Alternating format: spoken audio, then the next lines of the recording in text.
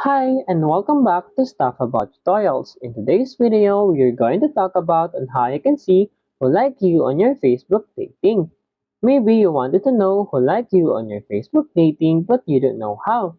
So in today's video, I am going to show you on how you can see who like you on your Facebook dating.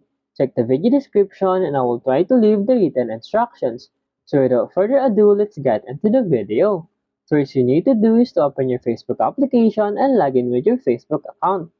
Once you open it, you'll be directed into this Facebook homepage. And then from here, simply select this heart button icon for you to be able to be directed into your Facebook dating. And here, for you to be able, the person who like you on Facebook dating, tap on this like you. And then in here as you can see, Erika wants to match as friends. For example, you want to accept it, simply tap on this smiley face.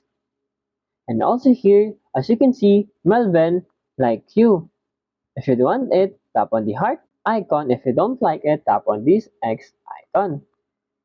And you can go on. There you go. If you wanted to know on how you can see who like you on your Facebook dating, that is the easiest way I know how. If you know another way on how you can see who like you on your Facebook dating, leave a comment below. Also, be sure to subscribe for more videos.